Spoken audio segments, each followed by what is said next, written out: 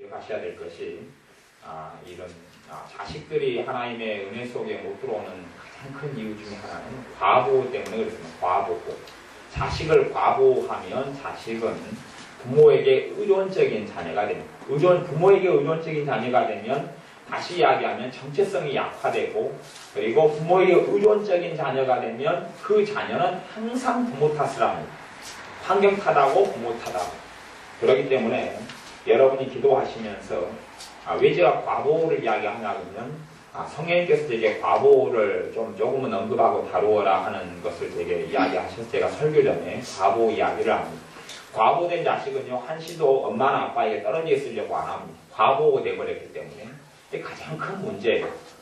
그래서 엄마 아빠가 화장실에 들어갈 때도 화장실 문 앞에 서성이고 움직이고 엄마 아빠의 특징은 애들이 초등학생이 돼도 숙제도 대신 해주죠. 숙제도 대신 해주고 아이들이 할 것을 그 이상을 챙겨주는 거죠. 다시 이야기하면 잘못된 집착이 되어버려요. 집착 관계가 되어버려요. 근데 문제는 부모가 자식에 대해서 과보하는 부모는 자기가 과보한다는 걸 전혀 모릅니다. 그것이 삶의 패턴이고 습관이 되기 때문에요. 알지를 못해요.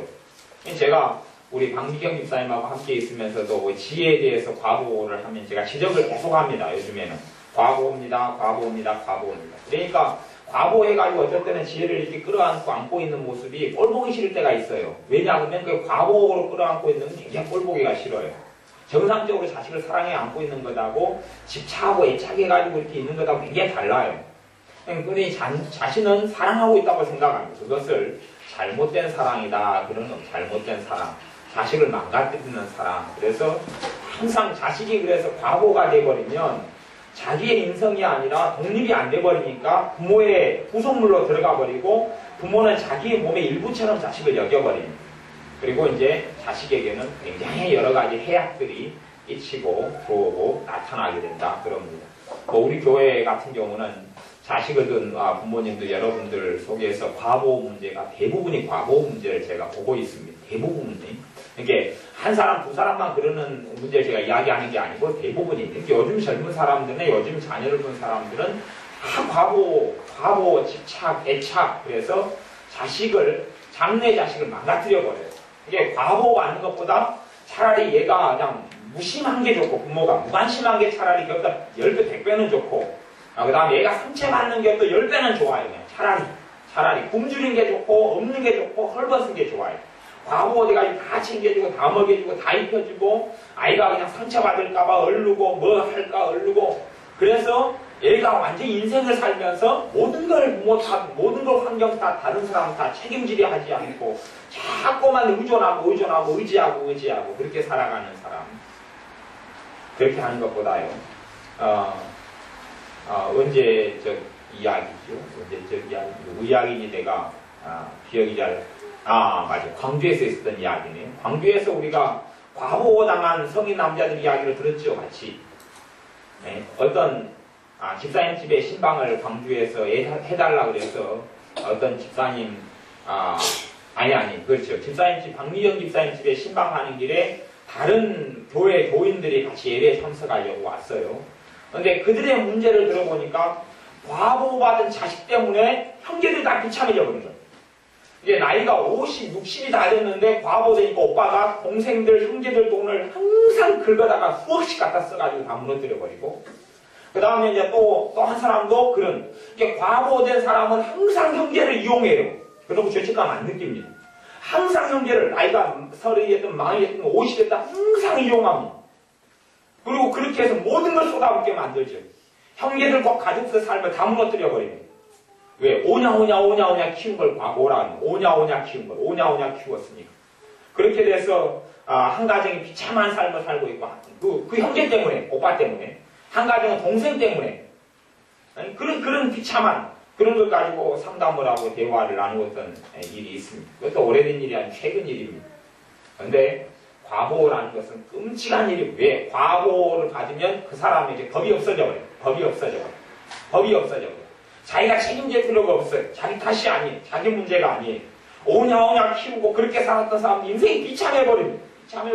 부모가 다 해주고 서비스 해주고 돌봐주고 애지중지 해주고 그게 정상적인 사랑이면 아이가 더 멋있게 될 터인데 절대 그렇게 안 됩니다. 과보는 끔찍한 일인 걸 알아야 돼. 과보받고 산 사람들은 나이가 들어서 이불 개일지도 모릅니다. 이불 개일지도 몰라요.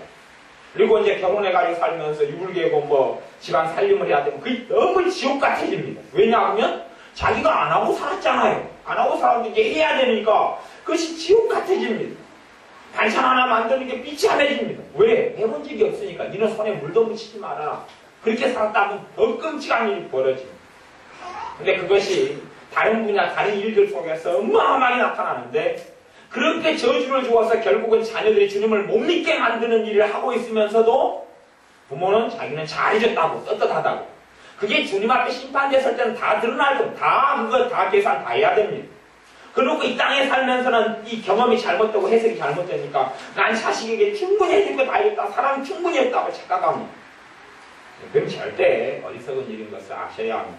그래서 과보하는 습관을 가진 사람들은 반드시 그걸 깨닫고 고치셔야지 자식이 예수님 안에서 큰 복과 은혜를 받고 살 수가 있습니다. 성경을 찾습니다. 성경은 창세기 38장 말씀입니다. 구약성경 창세기 38장 12절부터 18절까지 말씀. 구약성경 창세기 38장 구약성경 창세기 38장 12절부터 18절까지 말씀. 창세기 38장 12절부터 18절까지 같이 읽어보겠습니다. 얼마 후에 유다의 아내 수아의 딸이 죽은지라 유다가 위로를 받은 후에 그 친구 아둘람 사람 히라와 함께 딥나로 올라가서 자기 양털 깎는 자에게 이르렀더니 거기 다말에게 고하되 내 시부가 자기 양털을 깎으려고 딥나에 올라왔다 한지라 그가 그 과부의 의복을 벗고 연박으로 그 얼굴을 가리고 몸을 휩싸고 딥나길 곁 에나임 문에 앉으니 이는 셀라가 장성함을 보았어도 자기를 그의 아내로 주지 않음을 인함이라. 그가 얼굴을 가리웠으므로 유다가 그를 보고 창녀로 여겨 길 곁으로 그에게 나아가 가로되 청컨대 나로 내게 들어가게 하라 하니 그 자부인 줄 알지 못하였음이라. 그가 가로되 당신이 무엇을 주고 내게 들어오려느냐. 유다가 가로되 내가 내 떼에서 염소 새끼를 주리라.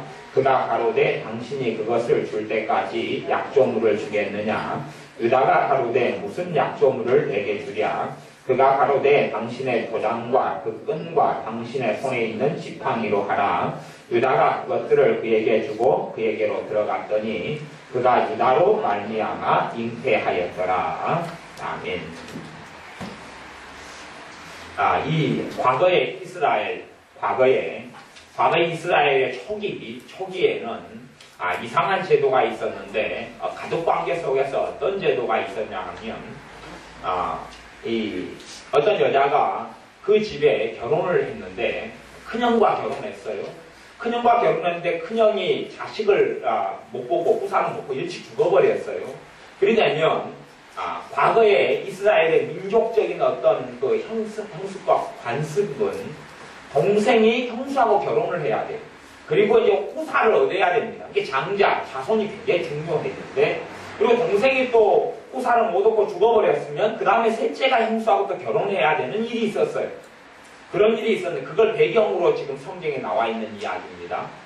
그런데 이 여자 다말이라는 여자가 첫째 결혼을 했는데 그 사람이 죽어버렸어요. 아이를 못 낳고. 둘째하고 결혼했어요. 또 죽어버렸어요. 셋째하고 결혼했어요. 또 죽어버렸어요.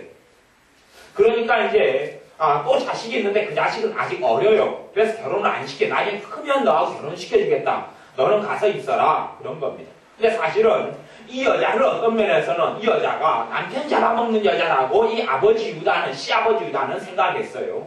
그래서 너가 지금은 과부니까 과부 옷 입고 너가 가 있어라.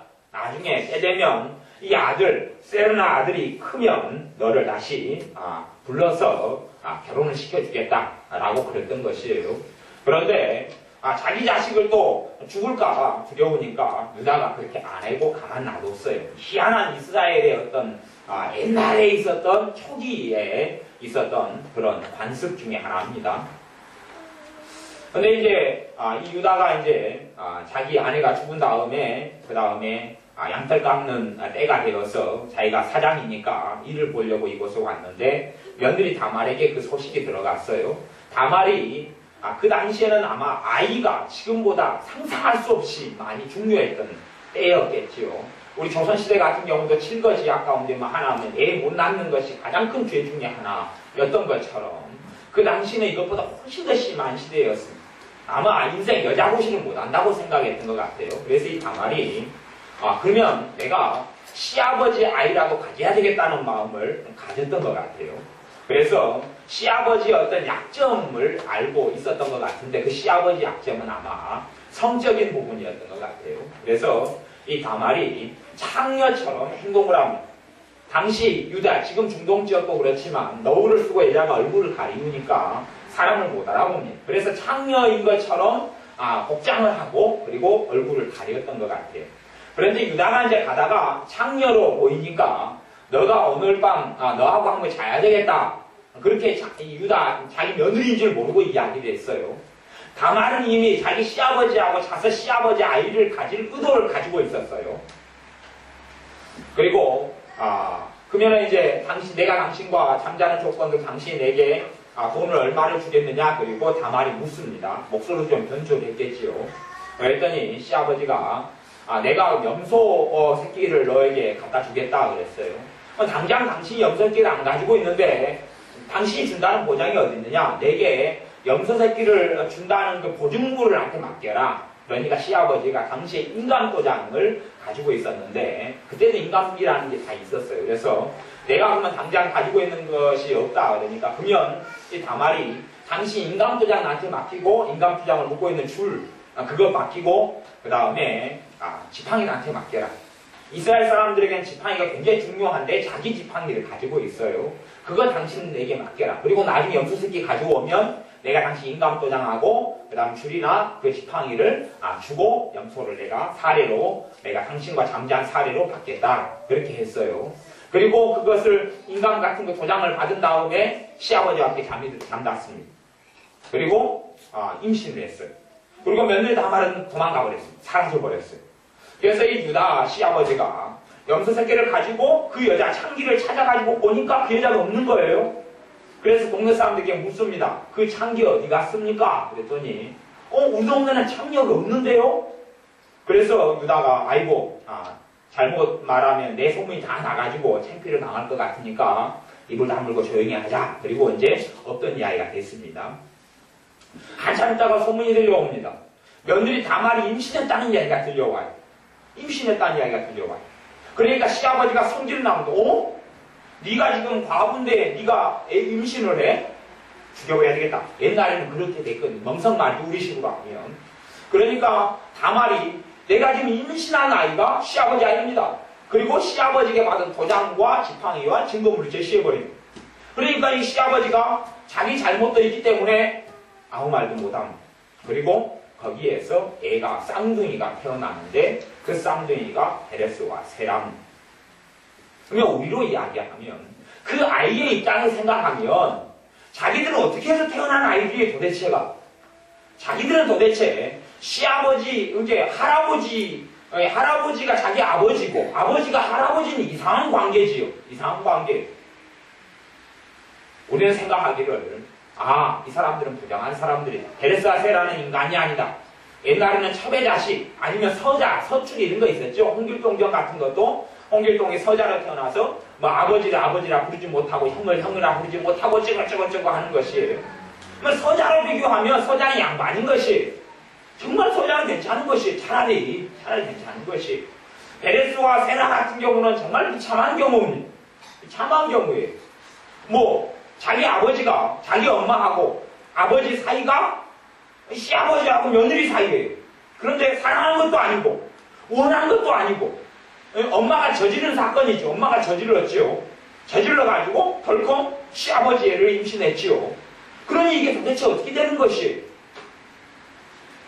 하나님께서는 그 베레스와 세라를 통해서 하나님의 민족을 일으킵니다.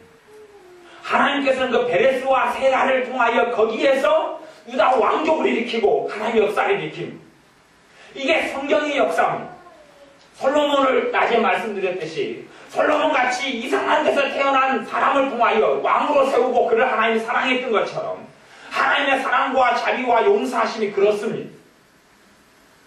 우리는 자꾸만 내 자신과 형편의 처지를 봅니다.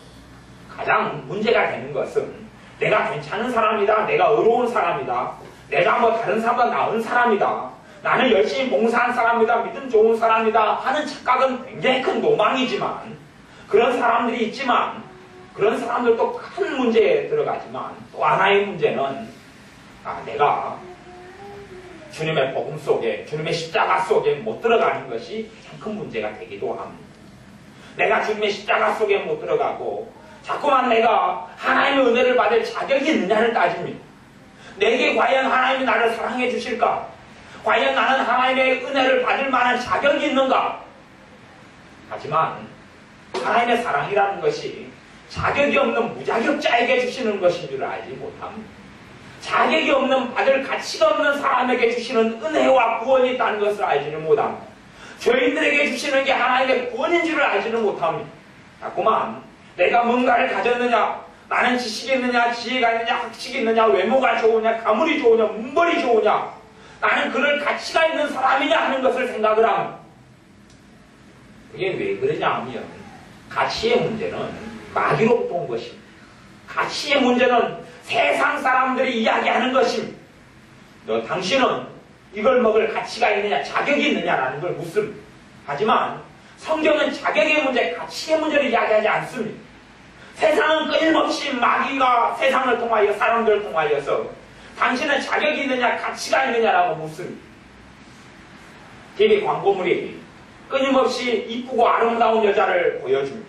냉장고 선전에 아름다운 여자가 나오고 아파트 선전에 아름다운 여자가 나오고 아름다운 외모와 얼굴과 몸매가 아니면 여자로서 가치가 없는 것처럼 끊임없이 주입을 시킵니다.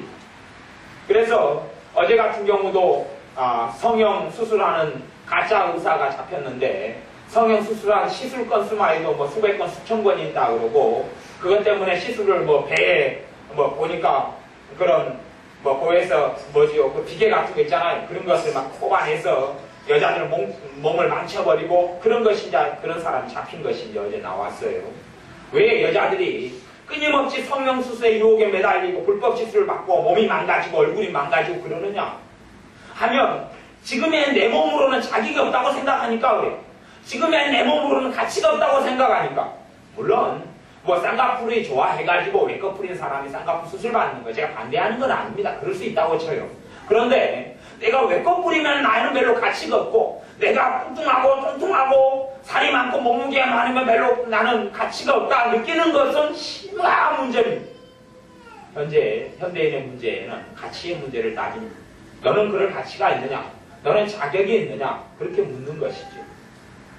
가정이 굉장히 중요하게 생각되는 사람은 좋은 가정을 꾸리고 있지 않으면 자기는 사람이 아니다고 생각합니다. 좋은 가정, 좋은 부부생활, 좋은 부부관계, 정상적인 가정이 아니면 자격이 없고 비참하고 실패했다고 생각합니다.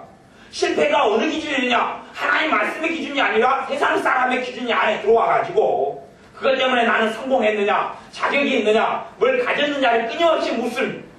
그럼 거기에 도달되지 않으면 비참하게 느낍니다. 나아가서 그거에 세상 기준에 맞춰서 도달되게 해달라고, 그것을 이루게 해달라고 또 기도를 합니다. 이것도 저것도 전부 다 어리석은 것입니다. 기도를 해서 하나님께 뭘 얻는 것은 좋은 것 같지만 하나님의 뜻대로 내가 구하고 하나님이 기뻐하시는 걸 구하는 게 아니라 세상 기준에 맞추어서 보니까 내가 지금 5가지가 부족해. 세상 사람들의 행복의 요건에 맞춰보니까 5가지가 부족해. 그래서 5가지를 기도 제목 삼아 기도한다. 이것은 정말로 우스운 것이 된다는 이야기입니다. 하나님 말씀에 비추어서 하나님이 주신다는 것에 비추어서 내 삶에 필요 없는 고난, 눈물, 애통 때문에 하나님 도와달라고 기도하는 것은 너무 좋은 일인데 그래서 고난당하는 자들은 기도할 것이다. 고난당하는 사람은 기도해서 하나님의 도움을 받아라. 성경이 명확하게 밝히고 있습니다. 그렇게 해서 내가 고난이 닥쳐서 기도하는 건 하나님의 도움을 받는 가장 중요한 방법인데 그거 말고 세상의 기준에 비추어서 내가 불행해요. 예를 들어 여자 키가 160cm가 돼야 된다고 믿는 여자가 있다고 쳐요. 근데 자기 키는 155cm밖에 안 돼요. 그러면 5cm가 커질 때까지는 불행할 거 아니에요. 5cm가 커질 때까지는 불행해요. 그러니까 우리 임지가 항상 우리 세연이한테 오늘도 그랬어요. 나는 그래서 오늘 끔찍한 이야기를 듣고 놀랐는데 세연이에게 야 세연아 너 머리만 나한테 떼어주라. 네 머리 하나만 나한테 떼어주라. 나는 세연이가 머리 2개 하나밖에 없던데 2개 있나? 무슨 말이냐면 세연이가 부쩍 키가 컸어요. 키 큰 것이 부럽잖아요. 네 머리를 나한테 떼어주라. 네 키를 나한테 주라 그 말이지요. 그러면 그것이 키 커지는 것을 바라는 건 나쁜 일이 아닙니다. 좋은 일이에요. 그리고 키가 커지도록 기도하는 것도 너무 좋은 일입니다. 그런데 혹시 그 속에 내가 키가 작으면 나는 여자로서 매력이 없다. 나는 키가 작으면 나는 쓸모없다. 나는 키가 작으면 다른 사람을 인정하지 않는다. 그런 가치관이 그 속에 들어있다면 그건 끔찍한 일입니다. 그럼 키가 더 작은 사람들은 아니면 난장이적으로 태어난 사람은 어떻게 하라는 이야기입니다. 난장이적으로 태어났는데 여자 키가 160이 돼야 된다. 260이 돼야 된다. 우리 생각한다면 160인가요? 160이 260이면 거의네. 160이 돼야 한다고 생각하면 난장이적으로 태어난 사람 키가 돼서 안 끌 거 아니에요. 아무리 기도해도 안 끌 거예요. 그럼 그 사람은 평생 자기 가치가 없고 자기 비하 속에 살아간다는 이야기인데 도대체 그러면 복음이라는 게 무슨 가치가 있느냐 하는 이야기입니다. 아마 베레스야 세라가 아무리 기도했어도 자기 엄마 아빠는 안 변했을 겁니다. 하나님 내가 이렇게 이상한 엄마 아빠 속에서 왜 우리 쌍둥이가 베레스야 세라 쌍둥이인데 그것도 쌍둥이가 태어났어요. 쌍둥이가 왜 태어나야 합니까? 내가 왜 이상한 엄마 아빠 속에 태어나야 합니까? 하나님 이럴 수가 있습니까? 그러면 그에 대한 해답이 베레스와 세라가 죽을 때까지 풀리겠습니까? 안 풀리겠습니까? 안 풀리는 것이에요. 그걸 상처로 여긴다면 그 상처가 어떻게 치료가 되겠어요 도대체가? 상처의 근원이 바뀌어야 되는데 그게 바뀌겠어요? 사람들은 자꾸만 그런 질문을 던진단 말이에요. 왜요? 마귀가 그 질문을 던지게 하죠. 세상이 그 질문을 던지게 하면 답이 없는 질문들을 던지게 해요. 그리고 답을 못 얻으니까 비참함을 느끼고 괴로움을 느낍니다. 문제는 그것이 주님에게서 나를 떠나게 한다는 사실입니다. 그것을 답을 못 느끼니까 나는 답이 없는 것에 질문을 던지고 있고 답을 얻지 못하니 나는 불행해질 거 아닙니까? 불행해지면 내 불행의 이유가 어디 있다고 그럽니까? 많은 믿는 신자들은 불행의 이유를 자기 주님이라고 생각합니다. 주님이 날 불행하게 했잖아요. 하나님이 날 불행하게 했잖아요. 하나님이 나를 왜 이리 못 살게 만들어요? 하나님이 나를 왜 이렇게 아프게 만들어요? 하나님이 나를 왜 이리 비참하게 만들어요? 불행의 이유를 자꾸만 하나님께 전가합니다. 하나님께서는 베레스와 세라를 사랑하셨습니다. 이상한 가족관계 속에서 아버지도 아니고 할아버지도 아닌 이상한 할아버지이자 아버지인 존재에게서 또 엄마는 또 이상하지요. 아버지가 할아버지가 된다면 엄마는 할머니가 되라는데 엄마는 또 할머니도 아니고 또 엄마고 이상한 관계 속에서 태어난 자식임에도 불구하고 하나님은 너희들이 이상한 관계에 태어났기 때문에 너희들은 부정하고 더럽고 악하다 이렇게 정의한 게 아니라 하나님은 그들을 사랑하셔서 그들을 통해서 하나님 백성을 일으키셨다는 사실입니다. 솔로몬도 마찬가지죠. 성경에는 그런 일들이 비일비재하게 있습니다. 비일비재하게 있어요. 모세 같은 경우도 율법을 누구보다 많이 아는 사람, 바르게 아는 사람이 하나님의 사람 모세였지. 하나님의 말씀 율법에는 나중에 받은 율법에는 또 하나님께서 그 전에 조상들에게 말씀하셨던 하나님 말씀에는 너희들은 꼭 너희들과 결혼해라. 하나님을 섬기는 사람은 섬기는 사람과 유다 사람과 이스라엘 사람과 결혼해라 그랬어요. 근데 모세는 구스 사람, 구스 여자하고 결혼했어요. 구스는 이두오피아, 흑인하고 결혼했어요. 흑인하고 결혼했어요. 그것이 다른 이스라엘 백성들의 꼬투리가 됐습니다. 모세의 형인 아론에게, 모세의 누나인 미리암에게 꼬투리가 됐어요. 네가 왜 하나님 말씀대로 이스라엘 여자하고 결혼하지 않고 네 흑인하고 결혼했느냐? 네가 그러면서 주의 종이냐? 네가 그러면서 하나님의 사람이냐? 그런 것이. 하지만 하나님께서는 그에 대해서 아무 말씀도 하지 않습니다. 아무 정죄도 하지 않고 아무 비난도 하지 않습니다. 그것을 아셔야 합니다. 하나님의 자녀가 내 가치를 내가 무엇을 가지고 있느냐, 내가 어떤 사람이냐, 어떠한 성취가 있느냐, 어떠한 걸 손에 쥐고 있느냐로 자신의 가치를 따지고 내 외모가 어떠느냐로 자신의 가치를 따진다면 그 사람의 주님은 없는 것입니다. 그 사람의 주님은 없는 것이 내가 어디에서 내 가치가 있느냐를 묻는 질문 자체가 어리석은 것입니다. 어리석은 것이 하나님의 사랑을 받아들이고 사는 것이 중요하고 가치가 있고 구원자 되신 주님께 나아가서 주님의 은혜 속에 주님의 복음 속에 들어오는 게 가치가 있습니다. 하나님이 나 같은 사람도 사랑하시느냐, 나 같은 사람을 하나님이 구원하실 것이냐 하는 질문을 던져야 되고 그 질문에 성경이 답하기를 그렇다, 맞다, 예스라고 이야기하는 것입니다. 루시아는 어떤 남자가, 보아스라는 어떤 남자가 있었습니다. 보아스가 결혼을 안 하고 노총각으로 늙었습니다. 이제 어느 날 루시라는 이방 여자, 아예 하나님의 백성이 아니었던 이방 여자가 나타납니다. 그 여자는 남편이 있었던 과부입니다. 그 당시에는 철저하게 아마 과거에 양반이 그 상민 여자, 천민 여자하고 결혼했다면 욕을 많이 먹었을 거예요. 조선시대에는. 물론 제 어릴 때에도 정상적인 사람들은 무슨 마골피 이런 쌍놈 성씨를 가진 사람하고는 교제하지도 말고 결혼하지도 말라는 것이 굉장히 강할 때이기도 했어요. 그러니까 제 친구 중에 하나는 마시고 천씨가 애들이 있었는데 애들은 굉장히 핍박을 많이 받았어요. 친구들은 놀려요. 항상 쌍놈 집안 그 놀려요. 어린 초등학교 때 모이면 다 놀려요. 좀 마시 이제 쌍놈 그리고 놀려요. 그런데 그것보다 훨씬 심하게 이 양반 도련님이 상민 천민, 그래 춘향전에도 그게 나온 거 아니에요. 춘향이는 기생 딸이고 그리고 이몽룡이는 양반이고 그런 것이지요. 이게 이 관계가 어떻게 이어질 수 있느냐 하는 것이에요. 그것보다 더 심각한 것이 보아스가 루시라는 이방이다. 그것도 과부 출신하고 어떻게 이어질 수가 있느냐 하는 것이, 왜냐하면 사회가 인정을 하지 않고 세상이 인정을 하지 않고 심지어는 하나님의 정확한 하나님의 법이 인정을 하지 않아버려요. 하나님의 율법이 인정을 하지 않아버려요. 그런데 하나님께서는 보아스를 하나님을 찾아서 떠나온 이방 여자, 이방 과부 여자 룻과 연결시킵니다. 그리고 성경이 하나가 쓰여졌는데 그것이 룻기입니다. 단지 하나님께서 보아스와 이방 여자 룻과 결혼하도록 은혜 주신 것만이 아니라 그 보아스와 룻 사이에서 태어난 자식이 이스라엘 왕족을 만들게 됩니다.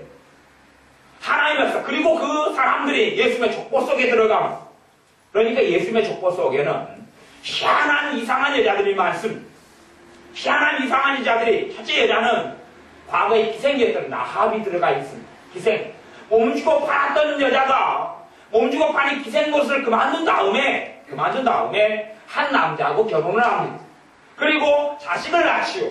그 족보를 통하여 하나님께서는 하나님 백성들을 만들어내고 하나님의 민족, 하나님의 나라를 세웁니다. 그리고 그 족보 속에서 우리 주 예수 그리스도 메시아가 태어나게 합니다. 또한 그 족보 속에 이방 여자 룻을 집어넣습니다. 이방인, 버림받은 족속, 하나님을 섬기지 않은 여자, 그 여자를 하나님이 사랑하는, 하나님을 사랑해서 나온 그 여자를 하나님이 외면치 않고 받아들입니다. 그리고 솔로몬의 어머니를 받아들입니다. 우리아의 아내였던 밧세바 그 여자. 자기 남편을 죽여버린 원수와 함께 오히려 좋아하고 사랑에 빠지고, 그리고 자식을 낳았는데 그 자식이 죽음당한, 첫째 죽고 두 번째 자식이 솔로몬. 그리고 그 솔로몬을 통하여 하나님께서는 그 여자 밧세바를 하나님의 이 족보 속에, 예수 그리스도의 족보 속에 집어넣고 하나님의 역사를 일으켜 갑니다. 하나님의 사랑과 하나님의 용서와 하나님의 자비에 우리가 절대 제한을 걸 수 없고 제동을 걸 수도 없습니다. 하나님의 은혜와 하나님의 자비하심과 용서하심과 은혜 주심이, 그래서 우리는 시편 103편을 우리가 읽었던 것입니다. 제가 시편 103편 말씀을 읽어보겠습니다. 시편 103편 8절 말씀을부터 제가 읽어보면, 여호와는 자비로우시며 은혜로우시며 노하기를 더디하시며 인자하심이 풍부하시도다. 항상 겸색지 아니하시며 노를 영원히 품지 아니하시리로다. 우리의 죄악을 따라 처치하지 아니하시며 우리의 죄악을 따라 갚지 아니하셨으니, 내 죄악대로 하나님께서 나를 처치하라 갚지 아니하신다. 이는 하늘이 땅에서 높음같이 그를 경외하는 자에게 그 인자하심이 크심이로다.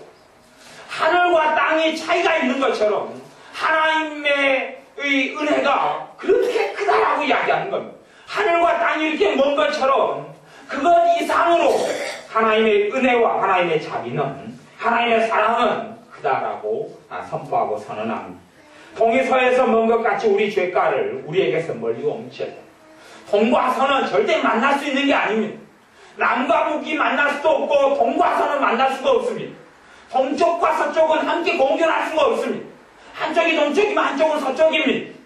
그래서 동쪽과 서쪽은 영원한 다른 곳인데 동쪽과 서쪽이 먼 것처럼 우리의 죄를 그렇게 옮기버리셨다라고 이야기합니다. 아비가 자식을 불쌍히 여김같이 여호와께서 자기를 경외하는 자를 불쌍히 여기시나니 이는 저가 우리의 체질을 아시며 우리가 진토임을 기억하심이로다. 사람의 체질이라는 것이 사람이 진토다, 사람이 흙이다 그 말입니다. 사람이 먼지 같은 존재고 흙이다, 진토다, 사람은 흙에 불과하다는 것을, 그렇게 사람이 연약하고 약하고 부족하다는 것을 하나님이 아시고 그 사람을 사랑하시기로 하나님의 선택하시 결단하셔서 그 사람들을 사랑하신다는 말씀입니다.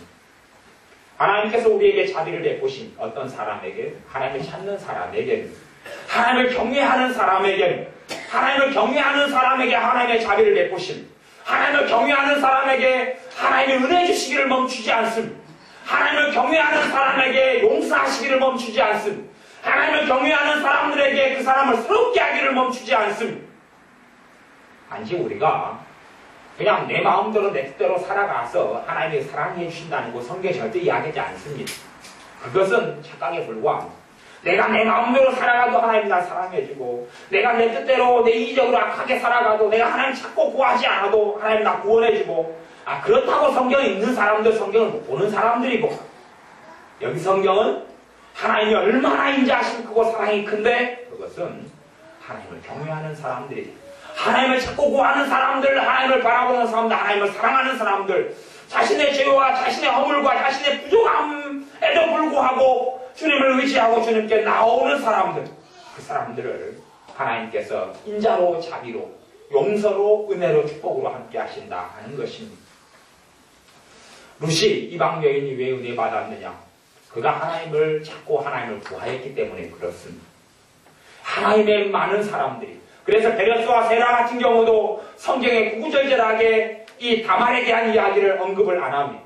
그 사건, 유다와 다말, 시아버지와 며느리 사건 때문에 일어났던 손주도 아니고 책도 아닌 이상한 자식들이 태어난 사건만 아까 창세기 38장에 처음부터 끝까지 기록되어 있을 뿐이지 다말의 믿음이 어떻고 다말의 신앙이 어떻다는 것은 이야기하지 않습니다.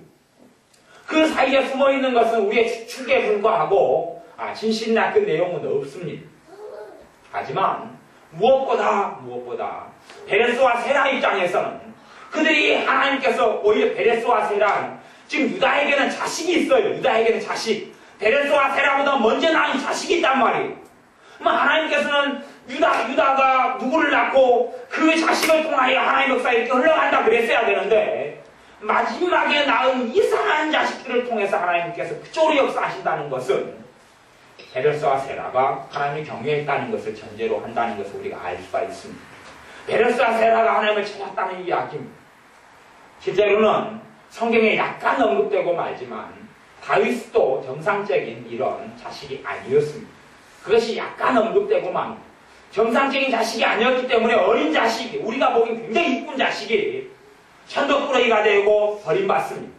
그래서 아주 중요한 잔치 자리, 아주 중요한 제사 자리에는 아버지가 다윗을 부르지를 않습니다. 잊혀진 자식, 버려진 자식이 다윗에 불과합니다. 하나님께는 기억되었지만 아버지에게는, 형제들에게는 버림받은 자식입니다. 그리고 그 버림받는 내용들이 형제들이 동생을 멸시하고 천대하고 모욕하는 내용들이 성경에 계속하여 나와 있습니다. 아버지도 자식을 기억하지 않습니다. 막내 아들이었는데 버림받은 자식입니다. 아마 다윗의 엄마는 정상적인 엄마나 여자가 아니었던 것 같습니다. 성경에는 그런 부분이 약간 살짝 언급이 되어 있어요.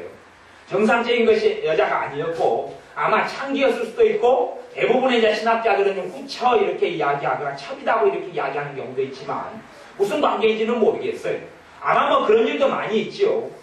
옛날에는 하인, 하녀가 있었기 때문에 아마 다윗의 아버지 보아스가 하녀를 통해서 낳은 자식이 다윗이었을 수 있겠습니다. 서자죠, 서자. 요즘식으로 하면. 아니면 심지어는 창녀촌에 보아스가 갔는데 창녀가 아기를 가졌는데 그것이 다윗이었을 수도 있습니다. 그런데 자세한 이야기를 하지 않지만 그런 내용에 대한 언급이 성경에 살짝 기록됩니다.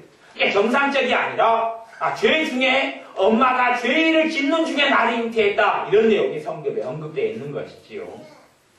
하지만 하나님께서는 그 다윗과 함께 하시는 것. 정상적인 결혼생활 부부관계 속에서 난 자식들이 아니라 다윗은 어릴 때 하나님을 사랑했고 하나님을 찾았습니다.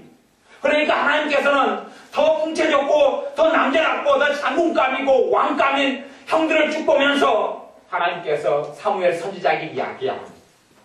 외모로 보지 말아라. 나는 이들을 이미 버렸다. 왜냐하면 다윗의 형들의 마음속에 하나님이 없었고 하나님의 찾음이 없었고 하나님의 경외함이 없었기 때문에 그렇습니다. 그리고 하나님께서는 다윗을 부르십니다.